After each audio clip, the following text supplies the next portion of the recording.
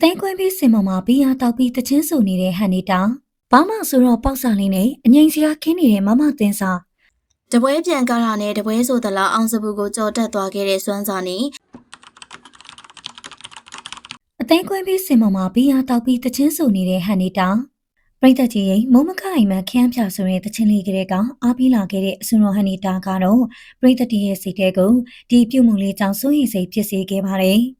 ်ဟန်နီတာရင်လိုတချင်းလေးမထုံနိုင်တော့ပဲသူဟာရှုံးလိုက်ဘဝမှာနေသူဖြစ်ပါတယ်ဘာလို့ကလပ်တူမှာတချင်းလေးဆွနေပြီးအခုကားမှလည်းပန်းချံတစ်ခုမှာပြိသက်တွေရှိမှတယ်ဘီယာလေးတမျှမျှတောက်ပြီးတီးဆိုဖျော်ပြခဲ့တာပါဒီပြုမှုဟာအနုပညာလောကကအစွန်တော်တူးရဲ့လုံရံနဲ့မတင်လျော်တာမို့ပြိသက်ဝေဖန်မှုမြင့်တက်နေတာဖြစ်ပါတယ်ဟန်နီတာဟာလွန်ခဲ့တဲ့စနေကလေးကတိတ်တိတ်ချင်းအောင်မြင်လာခဲ့ပြီးသူ့ရဲ့ချောမောတဲ့ရုံးရည်အသွင်ပြင်ကြောင့်လူကြိုက်များခဲ့တာဖြစ်ပါတယ်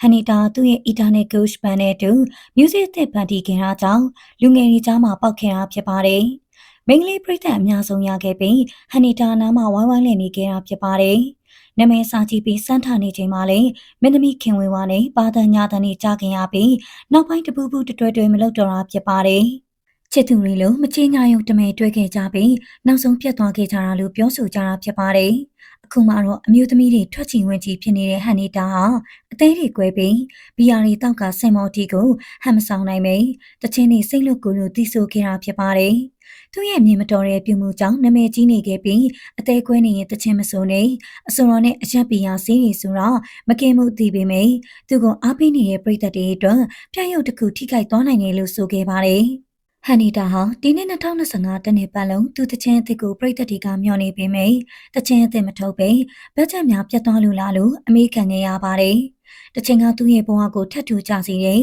မုံမခအိမ်မက်ခရမ်းပြတချင်းတွေကအတိုင်းများပြန်ဖြစ်သွားပြီလားဆိုပြီးထင်နေကြပါတယ်။ဒါပေမဲ့လည်းတချို့သောသတင်းတွေအရဟန်နီတာ2025လလယ်ပိုင်းမှာကျမကြီးအကြီးအကျယ်ချုံငင်ခဲ့ပြီးပြည်သက်နဲ့ဝေးကွာသွားခဲ့တာလို့ပြောဆိုကြတာဖြစ်ပါတယ်။အရှင်လူကြည်ကောင်းပြီးပြည့်ပြိုးတဲ့ခန္ဓာကိုယ်မရှိတော့တာလေပြိသက်ကြီးတို့အမြင်မှာပဲနော်ဟန်နီတိုင်းမူယူပြီးအသေးကွင်းနေတဲ့တချင်းဆိုပုံလေးဟာပြိသက်တွေအမြင်မှာမသိတော့ပေမဲ့လေအတော်လေးခန်းစားနေရတဲ့အပြုမှုကိုတွေ့ရပါတယ်နော်ပရိသတ်တချို့ကလည်းအစွန်တော်ကြီးဖြစ်တဲ့စုံဝင်းထွတ်တို့မျိုးကြောမြိုင်တို့တော့ပရိသတ်ထမင်းရှင်တွေကိုလေးစားပြီးစင်ပေါ်မှာအဲ့လိုမျိုးပြုမှုမလုပ်ဘူးသူလိုတက်တက်ဆနာမည်မကြီးသေးတဲ့အစွန်တော်ကလောက်တာမကောင်းဘူးပရိသတ်တွေမလေးစားပြီးသူရဲ့လုံရဲ့ကြောင့်အားပေးသူနေသွားနိုင်တယ်လို့ပြောဆိုကြတာဖြစ်ပါတယ်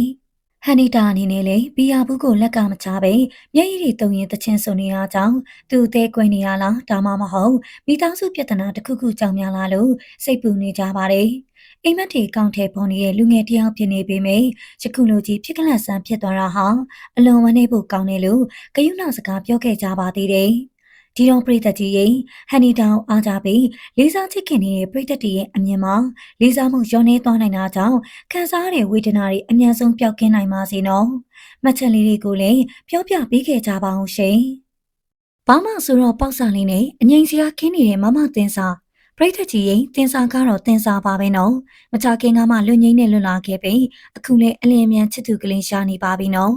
်သူမရဲ့ချစ်သူလေးဟာတသစ္စာနာမည်သိမ့်မကြီးသေးတဲ့အစွန်တော်ပေါက်စာလေးလို့သိရပါတယ်ဘာမှလာရောက်ခဲ့တဲ့သူတွေကနေချောင်းရိုက်ဗီဒီယိုရိုက်ကူးထားတာကြောင့်တင်စာဝတ်ကြော်မှာဇာတ်လေးရှိရဆိုတာသိလိုက်ရတာပါနော်တင်စာဝတ်ချုံဟာအရင်ကထောင်မကြခင်တရားဝင်ချစ်သူလေးနဲ့အတူပြက်ဆဲခဲ့ကြပြီးတင်စာလေးနှိမ်ပါချင်ရောက်ရုံချစ်သူလေးဟာထားခင်တာဖြစ်ပါတယ်။လူငိမ့်နဲ့လွလာခဲ့ပြီးအမှုပညာလုပ်တွေလည်းလုပ်ရင်ကောင်းကျိုးလေးတွေကိုလည်းကြိတ်ပုံးခုတ်ရင်ပေါ့နော်။အခုချစ်သူလေးကိုလည်းတရားဝင်ချပြထားခြင်းမရှိပဲ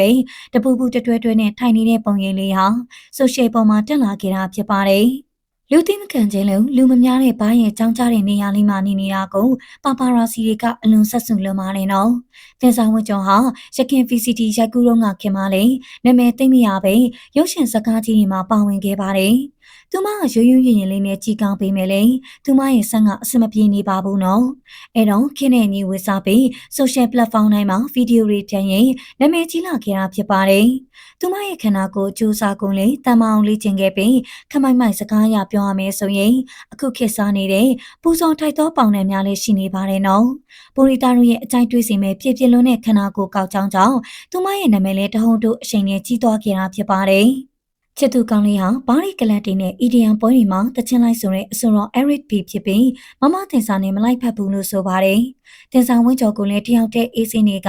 အချင်းမရှာပဲအမှုပညာလုပ်တွေကိုအကယ်ဒမီထီကိုရအောင်စူးစမ်းတင်တယ်လို့ဆိုကြပါတယ်။တယောက်ပြီးတယောက်ချစ်ရှာတော့တွဲလိုက်တဲ့သူတွေကလည်းအစမ်းနေကလေးကချင်တွေလို့တော့အမလို့အမရပြောဆိုထားပါတယ်။ပရိသတ်ရဲ့ကိယူနာဒေါသနဲ့ပြောဆိုပေးမယ်တင်စာဝင်းကျော်ရဲ့ပေါ်ဟာသူမှပဲဆုံးဖြတ်ပိုင်ခွင့်ရှိနေတာပါနော်။ရုံမချောပြီမဲ့လေတင်စာကိုအရန်ချစ်တဲ့ချစ်သူလေးရထားတာကြောင့်တွဲနေစဉ်ချမပြသေးပဲ။နောက်မှဒီချပြလာမှဖြစ်နိုင်တယ်လို့တယောက်တစ်ပေါက်ပြောဆိုခဲ့ကြတာဖြစ်ပါတယ်နော်။တင်စာအနေနဲ့လေအခုတင်ဆက်ဆက်ချစ်သူလေးနဲ့အပြင်မှာတွဲသွားတွဲလာလုပ်နေခဲ့ပြီးရေကြော်မုံစည်းထဲမှာလည်းပြိတ္တတချို့ကတွေ့ဘူးတယ်လို့ဆိုပါတယ်။အချင်းချင်းစားနောက်ကြီးစဲနေတဲ့ပုံရိပ်လေးတွေနဲ့ချစ်စရာကောင်းတယ်လို့ပြောဆိုကြပါတယ်။တင်စာရဲ့ဖန်နေဟာအခုဆိုရင်နှစ်ဖွဲ့ကွဲနေရမှမတန်ဘူးပြောနေသူတွေကတမျိုးတင်စာချစ်သူအတင်းရလို့ပြောနေသူတွေကတမျိုးဖြစ်နေတာပါနော်။တင်စာဝင်းချော်အနေနဲ့လည်းအခုချစ်သူအစွန်တော်လေးနဲ့တူရေရှင်လက်တွဲနိုင်ပြီးတာယာတဲ့အချစ်ကြီးလန်းလေးဖြောင်ဖြူပါစေနော်။နောက်ပြီးနုပညာလုပ်တွေကိုအရှင်ကလိုမျိုးရုပ်ရှင်ကားကြီးတွေမှာပါဝင်ပြီး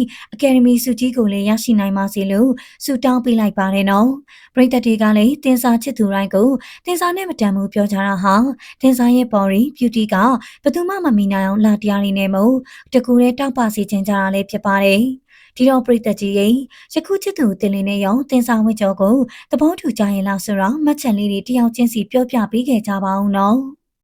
တပွဲပြန်ကားတာနဲ့တပွဲဆိုသလားအောင်စပူကိုကြော်တက်သွားခဲ့တဲ့စွမ်းစာနီကဲပရိသတ်ကြီးတို့ရဲ့စီနီယာဇက်တပယ်မင်းသားတွေဖြစ်ကြတဲ့စွမ်းစာနီနဲ့ဖိုးချစ်တို့ကတော့အသက်အရွယ်ကြောင့်ရောကျန်းမာရေးအခြေအနေကြောင့်ပဲဇက်တပင်လောကကနေခဏတာရပ်နားခဲ့တာပဲဖြစ်ပါတယ်ဒီလိုမျိုးရပ်နားနေကြတဲ့ကာလအတွင်းမှာစမ်းမာမကအရေးချင်းမှာပြည့်မီလုံးနဲ့မင်းသားလေးအောင်စပူတယောက်ပရိသတ်တွေစီကနေအားပေးမှုတွေကိုတခဲနဲ့ရလာခဲ့တာဖြစ်ပါတယ်သူအနေနဲ့ကတော့ဇက်ပွဲတပွဲကပြီဆိုရင်သိန်းပေါင်းထောင်နဲ့ချီစုချင်းငွေတွေရတဲ့အတွက်မြန်မာနိုင်ငံမှာစုချင်းငွေအမြင့်ဆုံးနဲ့ပတ်စံအရှာနိုင်ဆုံးဆိုတဲ့ဆောင်ပုဒ်ကိုတောင်သိမ့်ပိုက်နိုင်ခဲ့တာဖြစ်ပါတယ်။အောင်စပူကဒီလိုမျိုးဇက်ပွဲပေါင်းများစွာကိုကနိုင်တဲ့လောက်သူ့ရဲ့ပွဲကြီးပရိသတ်အတွက်ဖြာတစ်ချက်ကို9000ကျော်လောက်ပေးဝယ်ရတဲ့အတွက်စုချင်းငွေတင်မကပဲသူ့ရဲ့ဇက်ပွဲချင်းပါတဲ့ရန်ပုံငွေကလည်းအတော်လေးကိုမြင့်တက်နေတာပါ။ဒါကြောင့်ပရိသတ်တွေကအောင်စပူဟာစီနီယာတွေဖြစ်တဲ့စွမ်းစာနေဖိုးချစ်တို့ထက်ပိုပြီးတော့တော်တယ်လို့ဝိုင်းပြီးပြောနေကြတာဖြစ်ပါတယ်။မင်းသားစွမ်းစာနေတယောက်ကျမ်းမာရေးကောင်းကောင်းချင်းမှာပဲဇက်ကလာခဲ့ပါတယ်။ဒီအချိန်မှာတော့